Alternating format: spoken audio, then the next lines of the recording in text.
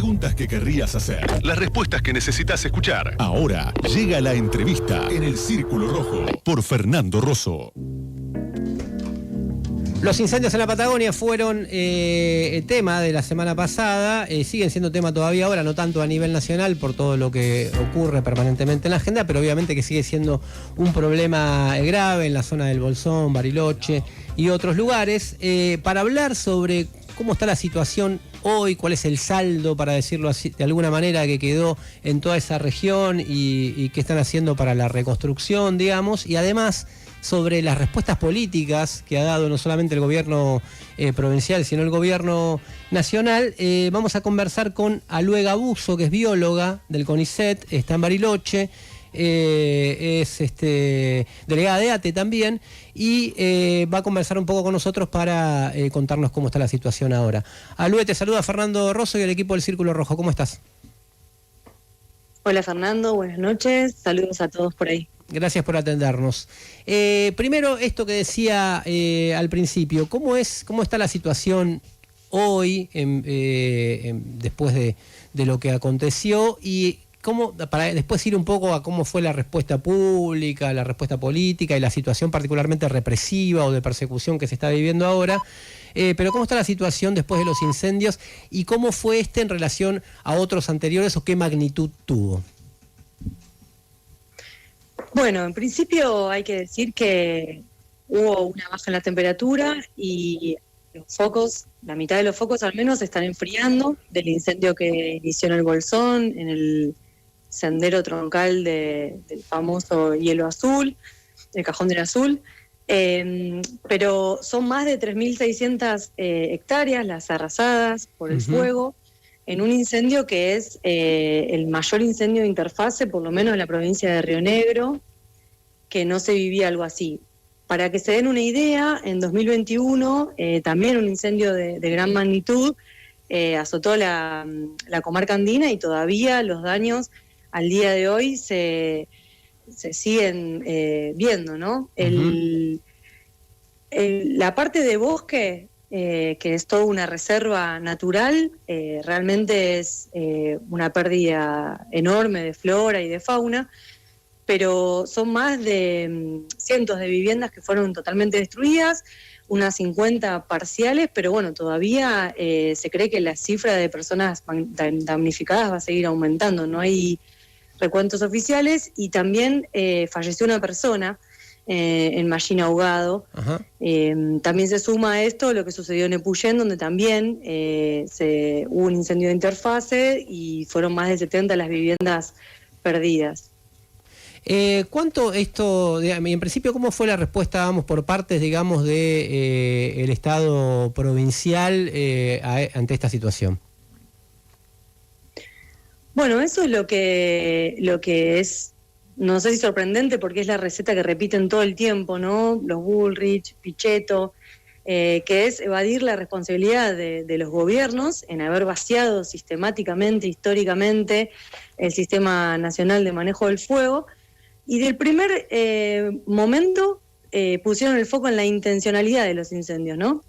Montaron un gran circo mediático, mandaron a Petri a sacarse fotos señalando cosas, y a Patricia Bullrich, después de Petri, a volver con ese discurso del mapuche terrorista, sin destinar un solo recurso extraordinario, y con la catástrofe, digamos, todavía muy, muy activa, ¿no? Nosotros acá en la Patagonia conocemos muy bien todas estas operaciones, y lo que hay que destacar es que lo hacen para quebrar la enorme solidaridad que surgió desde abajo, de una comunidad completamente autoorganizada, equipada, con brigadas voluntarias y autoconvocadas que, como te digo, ya año tras año se repite la historia. Entonces los propios vecinos y vecinas son los que se organizan y se equipan para combatir los incendios forestales.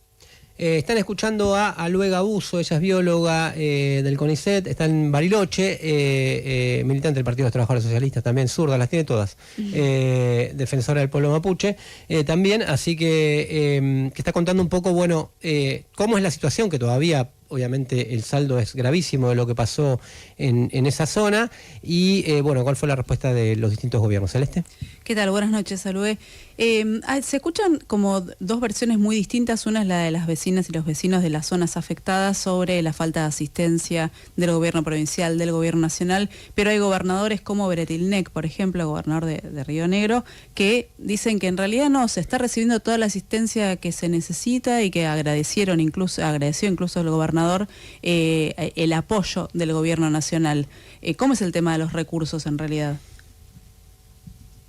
Mirá, vos mencionaste el gobierno de Río Negro. Recordemos que la comarca andina está compartida entre las dos provincias, ¿no? Río Negro y Chubut. Entonces, tanto el gobernador de Río Negro como el gobernador de Chubut, que es Ignacio Torres, recibieron adelantos del Tesoro Nacional que realmente no alcanzarían para la reconstrucción de las viviendas, pero además todavía eso no se ve llegar de ninguna manera al territorio, muy por el contrario, desde el lugar. Así como les cuento que las brigadas voluntarias triplican en recursos al Estado, ¿no? En personas en el territorio, y asisten permanentemente a los brigadistas del SPLIF, de los bomberos, realizan tareas que realmente son cruciales, como los cortafuegos, abrir caminos para que se pueda acceder con las motobombas a los distintos tomas de agua. Entonces, sinceramente, lo que sí se ve es la respuesta de criminalizar y de estigmatizar al pueblo mapuche con detenciones totalmente ilegales y arbitrarias. Eso justamente te iba a preguntar ahora sobre el tema de la criminalización. Ya desde el principio, de hecho, hubo una audiencia que vi que se cayó hace unos días a las primeras personas que quisieron culpar, que supuestamente estaban en una actitud sospechosa, y una vez como que fracasó, digamos, esa operación, es como que arremetieron contra las comunidades originarias de la zona, ¿no? Bueno, más o menos así. La primera parte, la primera oleada de detenciones, fueron 3 brigadistas voluntarios varones que fueron detenidos, y de ellos, Nicolás Heredia todavía está preso en el penal acá en Bariloche. Mira. Un pibe que es albañil, oriundo de Neuquén, que estaba de vacaciones y se sumó a colaborar, y que en la mochila, cuando la policía lo levanta en la camioneta, tenía solamente sándwiches, no tenía siquiera un encendedor.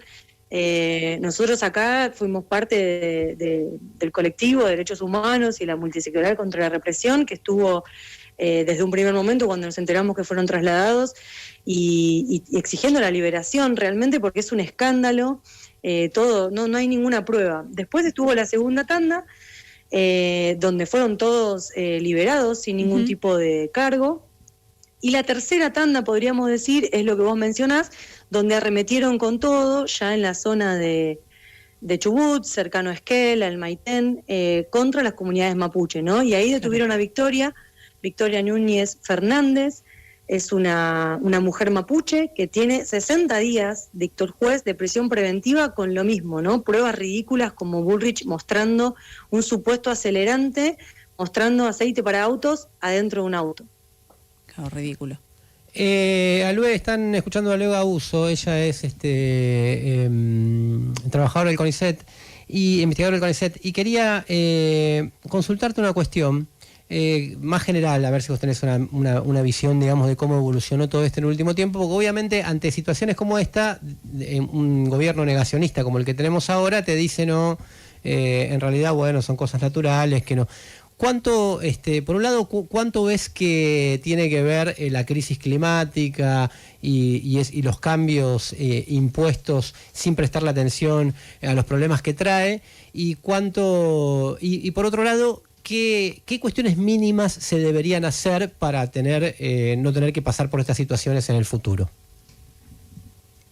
Bien, además de negacionista del cambio climático, Javier Milei es directamente anticiencia, perdón, pero tengo que aclararlo porque va mucho más allá, ¿no?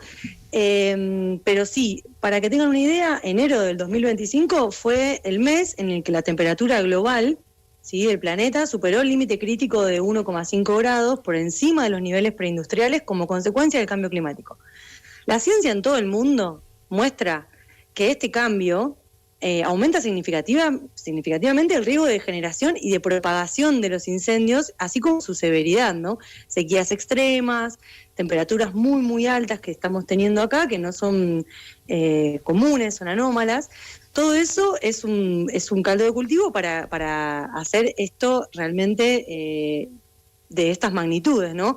Que son más de 70.000 hectáreas que ya fueron consumidas en la provincia de Río Negro, Neuquén y Chubut. Es la peor temporada de incendios en décadas. Entonces, respondiendo a la segunda parte de tu pregunta, Sí. Una de las puntas para ver qué hay que hacer y para empezar, dejar de vaciar todos los organismos que funcionan para mitigar y extinguir los incendios forestales. Vos pensás que este gobierno que asumió blandiendo una motosierra lo hace contra la ciencia, ¿no? Despidieron brigadistas, pero también técnicos y profesionales que laburan con el monitoreo, ¿no?, de los incendios. Y para empezar, creo que la punta está en el proyecto de ley que presentó la bancada del Frente de Izquierda, que tiene varias partes, ¿no? En principio, exigir presupuesto para el Sistema Nacional de Manejo del Fuego, mejores condiciones para los brigadistas, por supuesto, pero además un plan de viviendas integral, ¿no?, que se destinen fondos para la restauración socioambiental de la zona, que va a tardar 200 años en recuperarse el bosque, con suerte. Y además que todo ese plan esté en manos de los vecinos y las vecinas que muestran que son la comunidad organizada quien está haciendo frente a este desastre, ¿no? Sobre eso último te quería hacer por lo menos yo una última pregunta. Muchas veces de todas estas situaciones, obviamente vemos la parte dramática, todo lo que afecta a la comunidad y lo que afecta a las personas, pero también florecen formas de organización y de respuesta que muestran cierta vitalidad, y eso es lo que, por lo menos desde lejos de acá, se vio, ¿no? Que pese a todo esto, o inclusive contra todas estas respuestas del Estado provincial, o no respuesta del Estado provincial, del Estado nacional, surgió una respuesta muy contundente de solidaridad y de organización de los pueblos de la zona, ¿no? Sí, así como nos llegaban esos testimonios realmente estremecedores y con profunda tristeza, tenemos amigos, familia, ¿no?, que estaban ahí mano a mano con el fuego. También la solidaridad no tiene límites. Todavía siguen llegando donaciones, ¿no? Las universidades, el INVAP, acá en Bariloche, se pusieron como centros de acopio para recibir. Pero la verdad es que las brigadas voluntarias allá, ante el Estado que mira para otro lado y vacía todos estos organismos, la respuesta es al día de hoy todavía muy organizada, y nos decían, por ejemplo, que los propios organismos les decían que no sería lo mismo sin ellos, porque desde preparar una vianda hasta abrir un camino para que pueda entrar la motobomba, realmente los recursos que hay son... Es poco decir escaso, la verdad que es nada, es nulo. Y hay ejemplos como las maestras en Epuyén, que estando de vacaciones, interrumpieron sus vacaciones para asistir a la comunidad educativa y combatir los incendios. Desde el Centro de Estudiantes de Fisco y Menuco, en General Roca, de la Universidad Nacional del Comahue, los estudiantes se están organizando en coordinación con los estudiantes de acá de Bariloche, juntan donaciones, juntan aportes y preparan las viandas para los brigadistas del incendio del Parque Nacional Nahuel Huapi, que ya afectó más de 10.000 hectáreas y que fue el primer incendio que tuvimos acá, que inició en diciembre, ¿no? Bien, escuchaban a Luega Buzo, ella es bióloga, trabajadora de la ciencia, como se autodefine, delegada de ATE, militante del Partido de los Trabajadores Socialistas, y está hablando desde Bariloche, nos comentaba desde Bariloche cómo está la situación en el Bolsón y en todas las zonas de la Patagonia donde que sufrieron incendios. Luega, gracias por este contacto con el Círculo Rojo. No, muchas gracias a ustedes por el espacio. No, gracias. Seguimos hasta las 12. Pero antes, quería aprovechar esta conversación, recordar a una persona que partió hace poquito, que se llama José Picón, que es el padre de una compañera nuestra de Azul Picón. Él es de Villa Langostura.